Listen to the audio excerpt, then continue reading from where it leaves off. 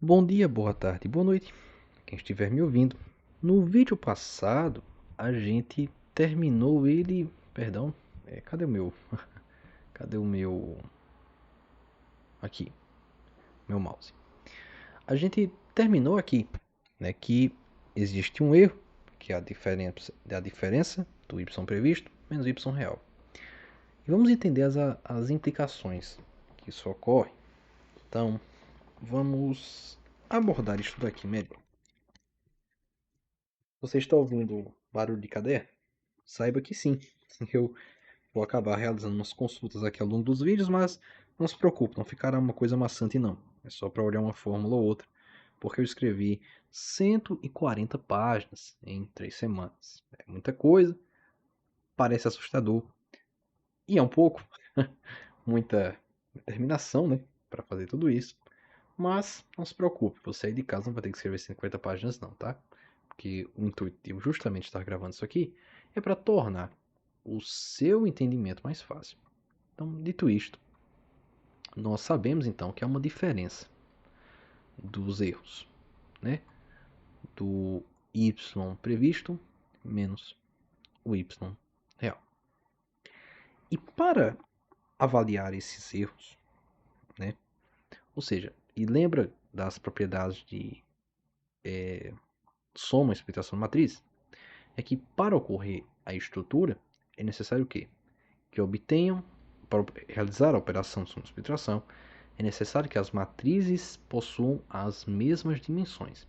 Então, se y previsto é uma coisa n por 1 e o y real também é n por 1, então o erro é uma coisa n por 1. Está um pouco abstrato. Vamos tentar fazer algumas implicações. Vamos dizer que a matriz do y real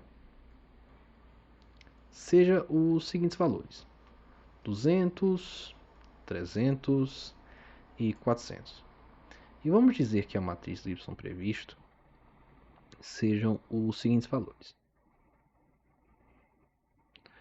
210, 290 e 400.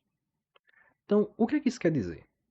Era que, por exemplo, o apartamento era 200 e o seu modelo previu que ele era R$ 210.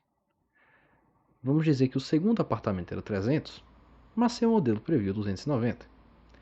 E no terceiro modelo era 400 e o seu modelo realmente acertou, que era 400. E, ou seja, traduzindo isso daqui, na verdade, para tornar mais intuitiva a minha dinâmica, eu vou errar aqui de propósito o valor, tá? Vamos colocar 400 e aqui 410 também. Ficará bastante claro que eu quero ao ponto que eu quero chegar. Não se preocupe. E aqui 240, certo? Então não há o y previsto menos o real, ou seja, 210 menos 200 dá 10. 290 menos 300 dá menos 10. 410 menos 400 dá mais 10. E 240 menos 250 dá menos 10. Então, a matriz do erro é justamente essas diferenças do y previsto menos o y real. Então, tudo isso aqui é a nossa matriz do erro. E ok, temos isto. E no mundo ideal, a gente quer duas coisas, né? A gente quer correlacionar os erros com os pesos e evidenciar que isto daria uma matriz de zeros. Como assim? Veja, os erros são para cada apartamento. Como eu poderia correlacionar os erros com os pesos? Se você utilizar o artifício de x transposto multiplicado pelo o erro, você obtém uma matriz o quê? Aqui é n, perdão, aqui é d por n, e aqui é uma coisa n por 1. Então, você teria aqui uma coisa d por 1. Ou seja, escrevendo isto, é como se você tivesse o seguinte. os banheiros, os quartos, os metros quadrados, aqui os apartamentos, apartamento 1, apartamento 2 e apartamento 3. E aí tem suas informações aqui, certo? Banheiros, sei lá, 7, 8, 9 quartos. Tem 9, 10 e 11. E metros quadrados aqui tem 200, aqui tem 300 e aqui tem 400. E multiplicando pela matriz dos erros, você conseguir então fazer multiplicação de quê? De linhas por colunas. Então, linhas do primeiro com colunas do valor dos erros. E aí você conseguiria evidenciar que no cenário ideal seria zero, ou seja, você obter uma matriz D por 1 composta de zeros, onde você não teria erro algum, né? Você não teria, não encontraria nenhum problema nos seus W, ou seja, os seus pesos, eles estariam evidenciando que você fez o melhor que pôde e não é por conta, por exemplo, não é a quantidade de banheiros que está destruindo o seu algoritmo, ou a de quartos ou de metros quadrados. Então, você tem este cenário ideal, onde x transposto vezes erro dá uma matriz D por 1 de zeros.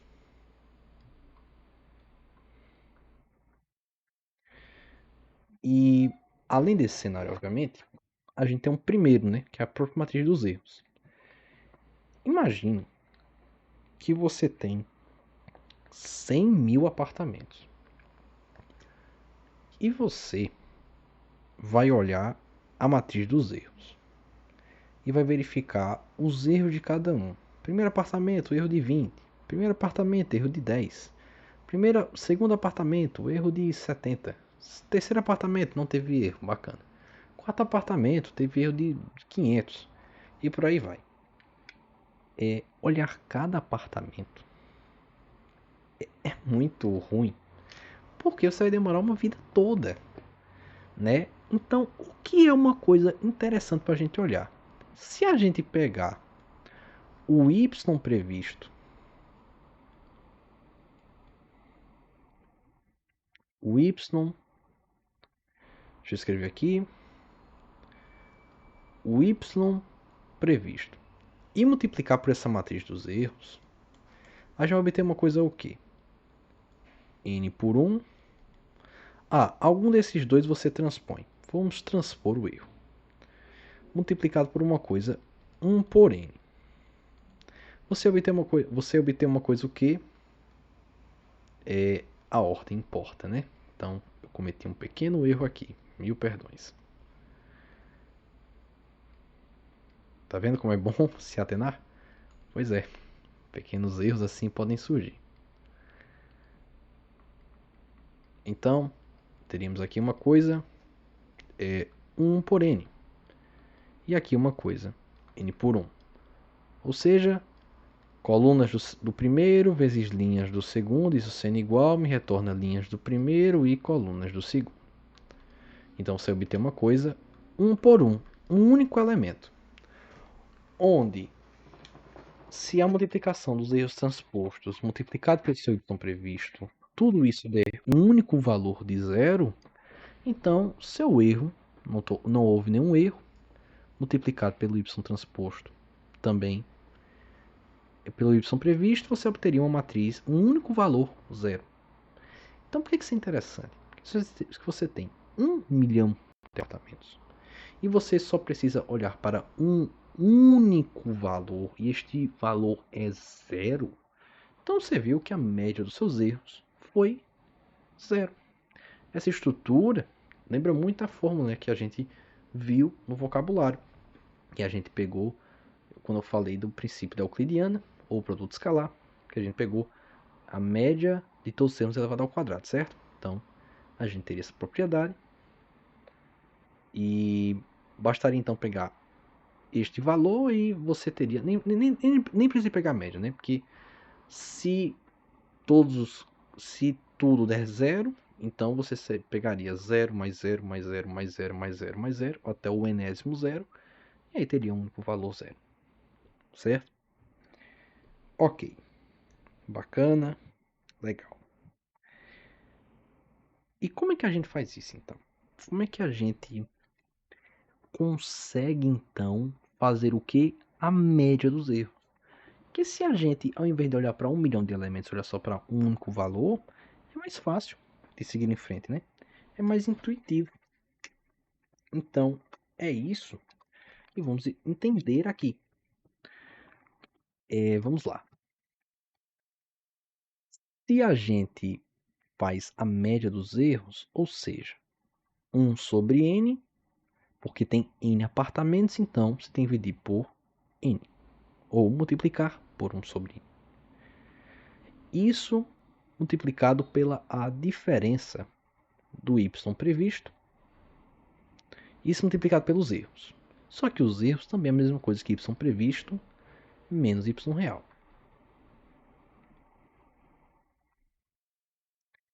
Isso daqui, idealmente, é para dar zero.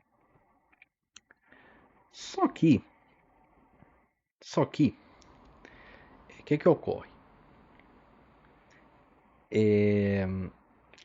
Olha o problema.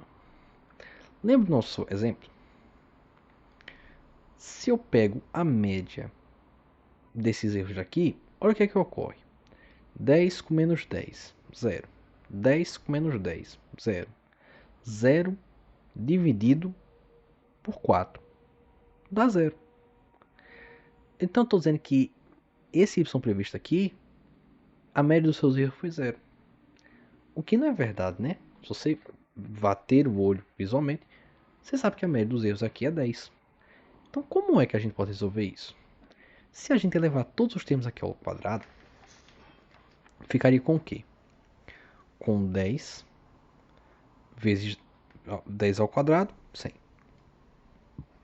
Menos 10 ao quadrado, 100 também. 10 ao quadrado, 100 também. E menos 10 ao quadrado, 100 também. Você pode somar todos esses termos, né? Daria 400 dividido por 4. E aí você teria 100. E aqui você teria a média dos erros elevada ao quadrado. Isso também é chamado de MSE, Mean Squared Erro, média dos erros ao quadrado.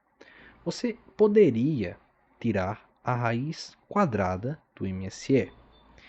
Só que há umas implicações que ocorrem com o que vamos ver daqui a pouco sobre a derivada. A forma como é o gráfico do RMSE. Isso vai ser abordado no futuro, nos exemplos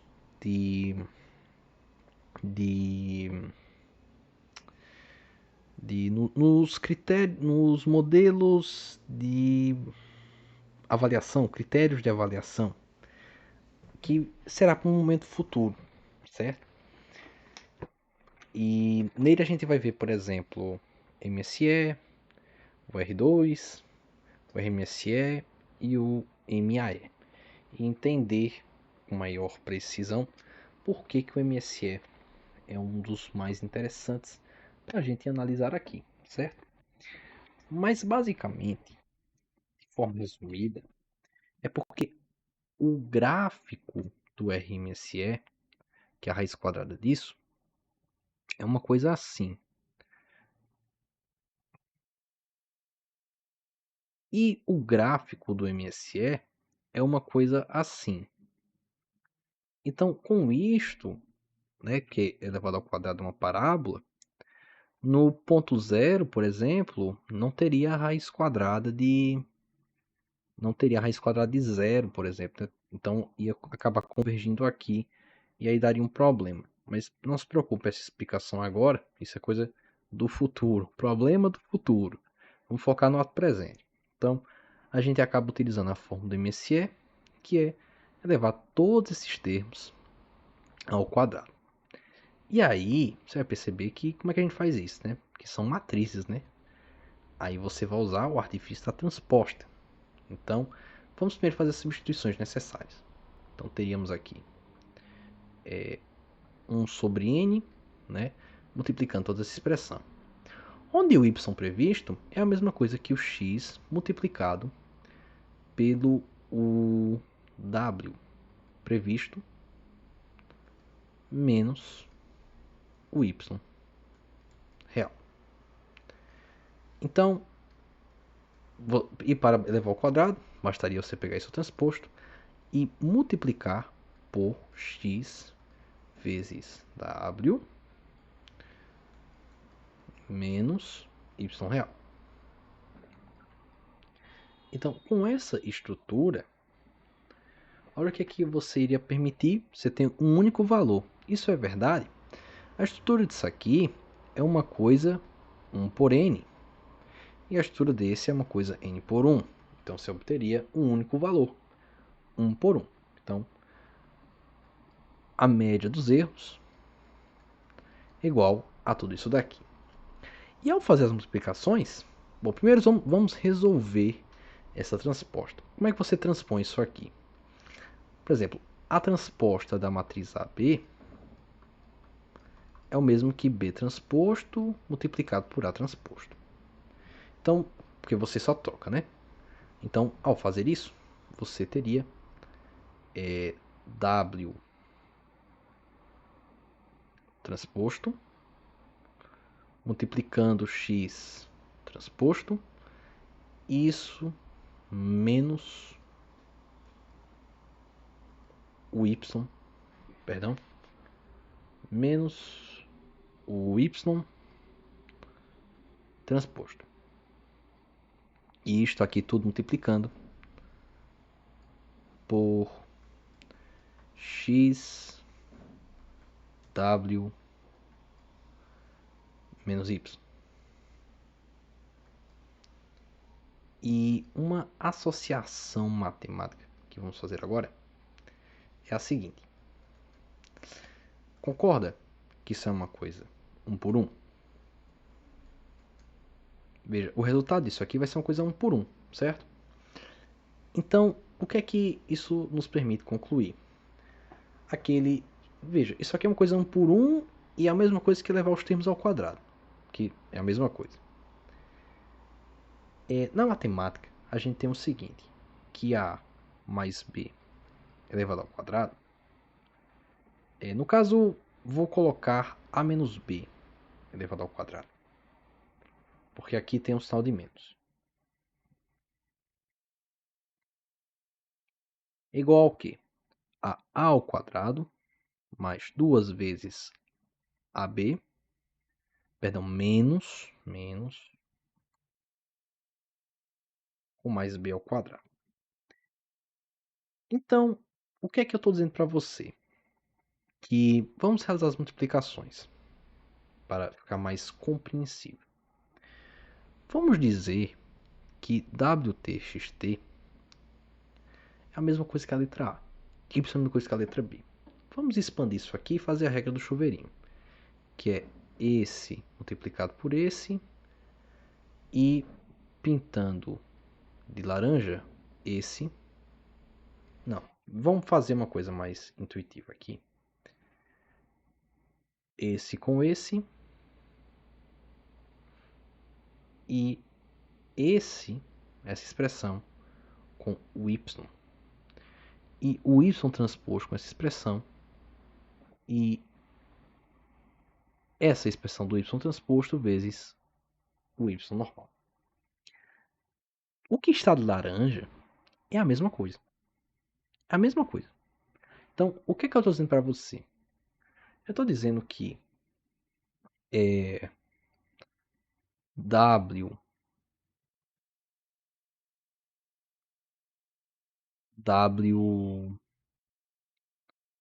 transposto x transposto y real é igual a y transposto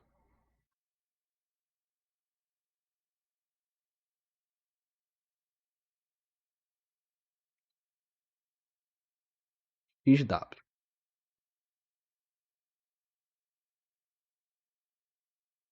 E por que isso é verdade? Porque ambos são coisas 1 por 1.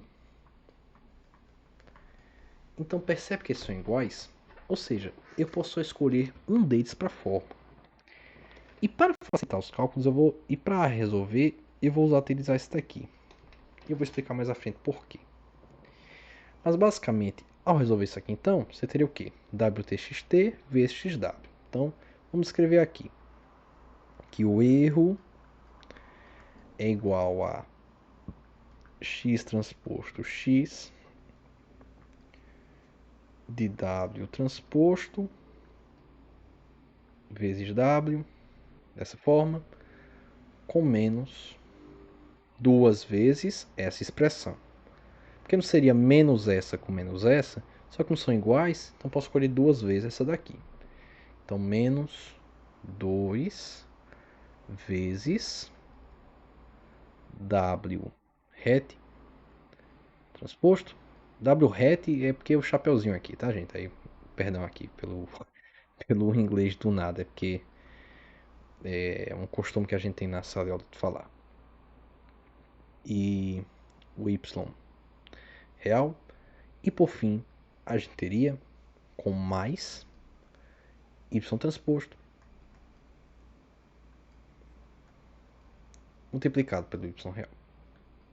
Então, isso aqui é a nossa fórmula do erro. Então, o único valor que a gente obtém é esta fórmula toda daí. Então, a gente obtém todo esse resultado. E ok. Vamos entender isso aqui. Dado um ponto, por exemplo, na parábola, né, você teria aqui na fórmula do MSE, você poderia chegar nesse valor. Onde aqui no fundo do vale é o ponto de erro mínimo, certo? O mais próximo de zero. Então, é o cenário ideal que você quer. E vamos supor que você usou um conjunto de pesos W aleatório e acabou parando bem aqui, bem distante do zero que você queria. Como é que você consegue atualizar esses pesos W para chegar mais próximo desse zero? Bom, é aí que vem a propriedade da derivada. Veja, a derivada, ela, dado a forma do erro, a derivada do erro iria apontar a taxa de inclinação do erro. Então, por exemplo, com o referencial do fundo vale até este ponto, a taxa do erro estaria nesse sentido. E você quer deslocar esse ponto para o sentido contrário. Então, bastaria você subtrair esses pesos W da derivada do erro.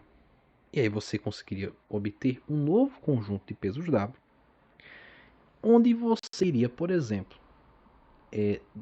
deslocar mais perto do fundo do vale, onde se encontra o erro mínimo. Então, por conta disso, a gente introduz a propriedade da derivada do erro. Então, a derivada do erro em função do W transposto. Por que do W transposto? De forma simples, é porque se a gente tira ele da equação, a gente fica com uma estrutura D por 1, que é justamente o que a gente precisa para alterar os pesos. De forma resumida, é que existe uma explicação, recomendo que você vá atrás, é que eu não queria abordar, eu vou abordar, né, muitos campos matemáticos aqui, mas tem outros que não há tanta necessidade de eu abordar tanto. É porque existe a explicação que, na verdade, toda derivada é uma matriz. Por exemplo, a derivada de x ao quadrado é 2x, certo? Mas a verdade é que isso é a derivada disso é uma matriz 1 por 1. Aí a derivada da derivada, por exemplo, nos princípios dos espaços, seria não a derivada desse 2x, né, de outras coisas. Seria uma coisa d por 1. E a derivada disso seria uma coisa d por d. Eu não me aprofundei tanto nesses estudos para lhe justificar com exatidão, tá, o porquê disso, mas saiba que essa é a estrutura, que a derivada de um vetor 1 por 1 será uma coisa d por 1, e a derivada desse d por 1 vira uma coisa d por d. É uma coisa fundamental. Tem que saber esse entendimento. Você pode aceitar, ou se você quiser, você pode ir a fundo, pesquisar, enfim. Eu poderia fazer isso? Poderia. Agora, não há necessidade de fazer isso porque eu iria me aprofundar demais e acabar, assim... Aqui vai ser matemática pura e álgebra pura, com certeza. Mas essa parte do cálculo, da integral, da derivada, vou abordar muito, na verdade, parando para pensar, mas eu não queria ficar tão maçante. Então, para ficar mais didático, por favor, espero que você compreenda do porquê de eu não estar indo tão detalhado, né? Mas, enfim. Então, continuando. Então, a derivada do erro em função de WT, então a gente ia só cortar tudo que é WT. Então, por exemplo, a derivada disso aqui, né, por exemplo, a derivada de x ao quadrado, a gente sabe que, por exemplo, é 2x. Eu também não vou me aprofundar o porquê de ser, né, isto. Mas a gente sabe que é assim, certo? Então, por exemplo, a derivada, por exemplo, de 2x seria apenas 2, certo? Só cortaria o elemento x. Nesse caso aqui, percebe que é w vezes w? É como se fosse w vezes w, que dá um w ao quadrado. Então, é como se ao fazer a derivada deste elemento, é como se ele não está elevado ao quadrado, então você teria 2 multiplicado por x transposto x multiplicado pelo o w previsto. E aqui deste lado seria menos 2w, menos esse w iria sair, certo? O w transposto iria embora, ficaria menos 2x transposto y.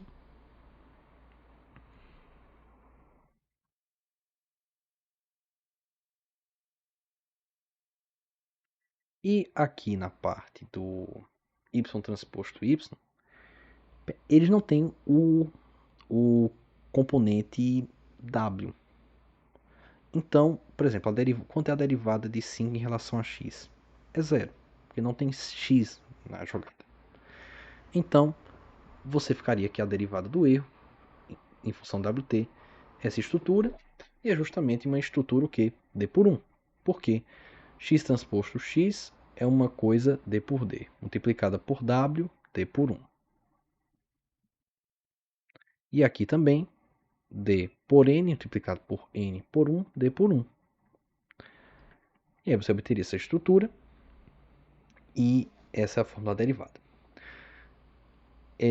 Note também que tudo isso aqui foi multiplicado por 1 sobre N, certo? Porque eu não sei se eu escrevi aqui em cima. Não escrevi. Tudo isso aqui, a média, certo? A média dos erros, então é 1 sobre N. E aqui também teria 1 sobre N. Só que percebe que ambos os termos são multiplicados por 2. Então eu posso evidenciar esse 2 aqui. Logo, eu posso ter a seguinte estrutura, que a derivada do erro em função de WT é igual a 2 sobre N de x transposto x W menos x transposto y real. E aí, com esse conceito, a gente tem a seguinte estrutura.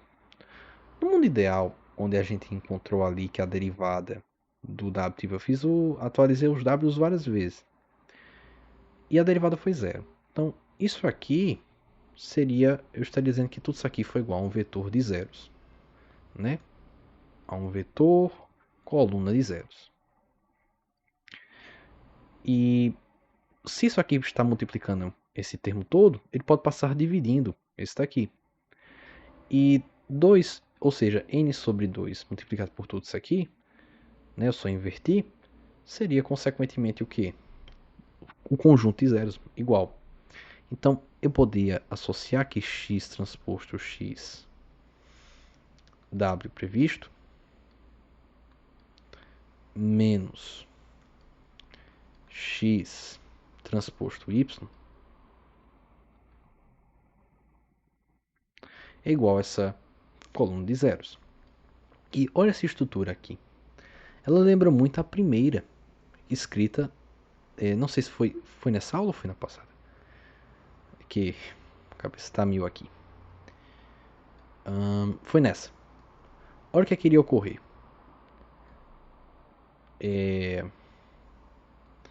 Essa matriz aqui pode ser escrita também da forma aqui de baixo.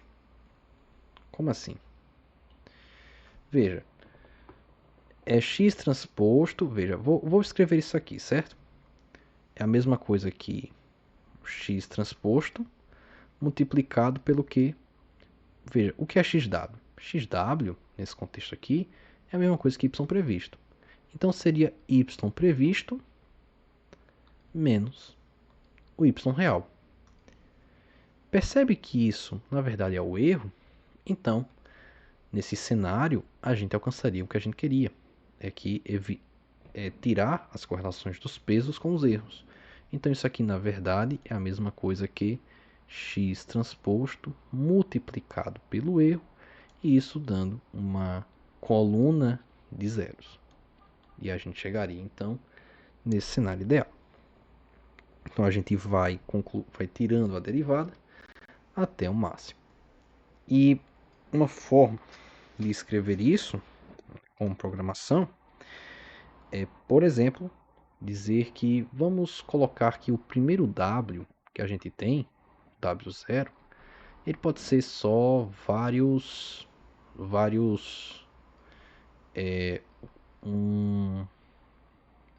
um vetor transposto de zeros. E aí fazendo a gente faria um para, né, um for que iria de t e o erro iria de 0, ou seja, iria de 0, de 1, isso até o t máximo menos 1. Eu vou escrever o algoritmo inteiro, então teria a fórmula do erro da vez, e por fim, ao pegar a fórmula do erro, pegaria a fórmula também da derivada do erro, calcularia-se ela, e por fim, vem a parte mais importante, a parte do otimizador, que seria a seguinte estrutura, que o WT mais 1 é igual ao WT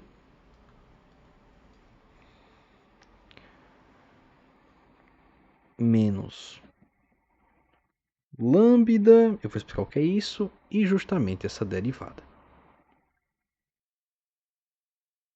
Aí você deve estar olhando para isso aqui e dizer, pô, a aula foi de 0 a 1000 do nada.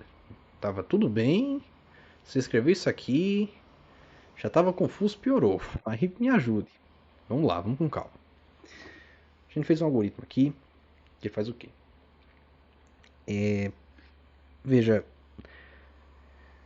vamos pegar um W zerado, não sem importância de nada. Então, eu dou para todo peso a importância de 0. E aí eu declaro uma condição, um loop, um para que tem a variável t, que ela vai de 0 até t máximo menos 1. E aí, por exemplo, eu calculo o erro, pela primeira vez, o erro do W0. Depois eu calculo a derivada baseado nesse erro. E ao calcular a derivada, eu vou poder calcular então o próximo conjunto de pesos W. Então eu teria o que? que o novo conjunto de pesos W, ele vai receber esse W antigo, ou seja, por exemplo, o W1,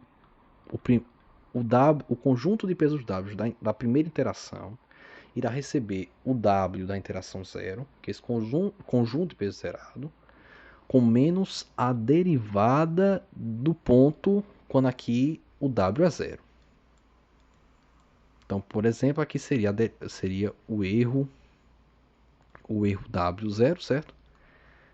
E aí você calcularia a derivada dele e para poder subtrair e consequentemente querer trazer esse ponto mais próximo daqui, aonde a taxa de inclinação é zerada, então não há a derivada desse ponto será zero, será um conjunto de pesos, né, zero, e aí você teria o seu cenário ideal. E aí ao fazer isso, você teria o seguinte, que você pegou, por exemplo, o W0 e subtraiu desse lambda, sim, eu não falei ele, você não está doido, eu vou explicar ele agora, tá? E subtrair de lambda vezes derivada. Aí, o porquê é que eu escrevi esse lambda aqui? Porque da onde é que ele surge? Porque foi do nada, né? Foi do nada, mas há uma explicação. Quando você só calculou o erro, viu que ele está aqui, subtrai da derivada, é como se fosse assim, poxa, tu tá muito inclinado nesse sentido, tu tem que vir pro outro. E aí você levar o pé da letra e vir pra cá. Depois, poxa, tu tá muito pra cá. Vai pro sentido contrário, aí você vem pra cá. Poxa, você tá muito nesse sentido, vai pro outro. E aí você fica nesse zigue-zague e talvez você não encontre o melhor lugar para chegar mais próximo desse fundo do vale. Mas se você multiplica esse valor da derivada por algo muito pequeno, por exemplo, 0,001, é como se o cenário mudasse. É como se você calculou o erro aqui, e aí você disse, poxa, tá muito nesse sentido, vai para o sentido contrário. Aí você diz, beleza, eu vou, mas eu vou bem pouquinho. Aí você vem para cá. Aí calcula de novo, vem bem para cá. Aí vai de pouquinho em pouquinho você iria conseguir chegar mais próximo do vale. Então, esse lambda, também chamado de self-learning rate, ou taxa de aprendizado, quanto menor ele for, mais, consequentemente, mais interações o seu algoritmo precisa para ele chegar aqui no ponto de erro mínimo. Só que, obviamente, quanto menor esse lambda, esse self-learning rate, mais espaço o seu algoritmo tem para aprender o, o comportamento do modelo. Então, ele chegaria em resultados melhores. Então, ou seja, a quantidade de interações e esse lambda, eles são inversamente proporcionais.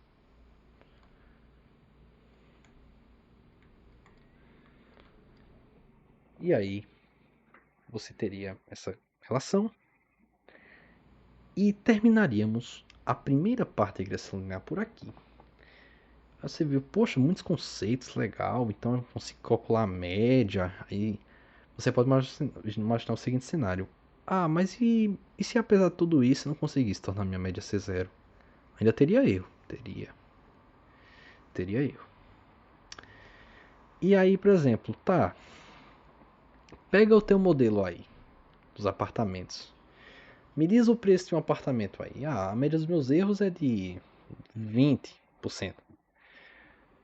E aí, beleza. Você disse que a média dos erros é 20%, ok, ou é 20, ou é 30, enfim. Você disse que a média dos erros eu falou de 70. Se toda vez que você prevê um apartamento, ele erra por 70. Aí diz, tá, o apartamento 1 tu disse que era quanto? Aí você diz 400. Oxe, que estranho. Aqui tá dando 200. Você disse que a média era 70? Como é que você teve essa divergência tão grande? É porque você calculou a média. Era muito mais interessante você não dizer só a média. Você dá um intervalo de confiança. Como assim? Não, minha média de fato é 70. Só que eu tenho uma 95% de confiança, por exemplo, de que os meus erros estão centrados entre 30 2.400. Porque assim você tem uma gama bem maior. Você não vai só com a média. Você vai com mais campos. Claro que eu vou pausar o vídeo por aqui. Porque eu sei aí que quem tá ouvindo agora deve estar, meu Deus. Então tem mais coisa para ver? Tem muita coisa para ver, não se preocupe. E por enquanto é isto. Volto em breve e não se preocupe. Tem muitos mais conceitos para vermos aqui. Mas por aqui finalizamos o assunto de regressão linear. Então, tentando dar uma visão geral, né, que eu disse que ia me comprometer a isto, é que a gente viu, dado a aula passada, que a gente descobriu então os erros. E a gente queria então minimizar esses erros ao máximo. Então, vimos a relação de um y real, um y previsto, entendemos que não bastaria só tirar a média dos erros, porque poderia gerar essa implicação, né, que 10 com menos 10 se corta a zero. Então a gente levou tudo ao quadrado. E a partir disso usamos a propriedade euclidiana, lá da aula 1, né, que vimos anteriormente no primeiro vídeo. E aí aplicamos todos alguns conhecimentos matemáticos e tudo mais. Descobrimos então a fórmula, né, do a menos b ao quadrado. Descobrimos a fórmula do erro, depois a fórmula da média dos erros previsto. A derivada. Construímos um pequeno pseudocódigo. E com isto a gente termina aí a parte de regressão linear. Tem muitas coisas para ver ainda. Vimos também que só a média não é bastante. Seria mais interessante a gente dar um valor de intervalo de confiança. Porque se dá um único valor, pode divergir realmente o que ocorre. Então dar um intervalo de confiança é mais interessante. Então com isto, a gente finaliza essa parte de regressão linear por aqui. Não espero que você entenda esse vídeo de primeira. Veja de novo. Sim, é muita coisa. Bons estudos.